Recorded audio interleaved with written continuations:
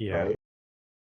I think it's so important that, right, that we model for them and teach kids, look, it's okay to talk about money. It's not even okay. Like you should be, you need to, You right? should, Yeah. correct. And I think that idea of you, right, oh, I don't know the answer, but I'll help you figure out how to find the answer is also so important, not just with money, but with anything. But I mean, in this case, right, money's the vehicle for sort of doing that because when you do that, you're then modeling for them and teaching them how to learn, right? Because ultimately they're going to have to figure those things out more on their own when they're out and they're more independent and they're young adults. So, well, how do I go find out how to understand something that I don't know about? Correct. And they're like, oh, okay. So they kind of understand that those little things you have to build on. You don't make it scary. Yeah, yeah. Make it kind of like a, yeah, we're going to learn as we go through this process together.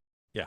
That's And cool. And some of those things, it's repetition. And so you like with all of us, right? With anything new that you're learning. So some of these things like mortgages and stuff for adults are like pretty commonplace.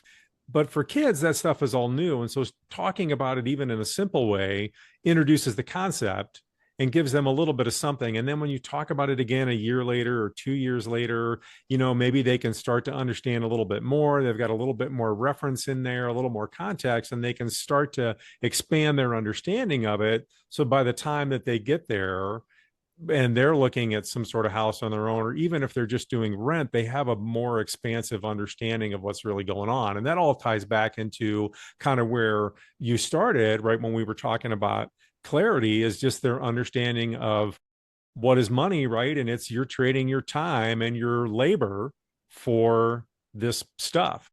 yeah, Thanks for watching. If you want to listen to more of this conversation, you can watch complete episodes of the FI for Kids podcast right here at YouTube. Just hit subscribe and you'll get new episodes in your feed every Thursday.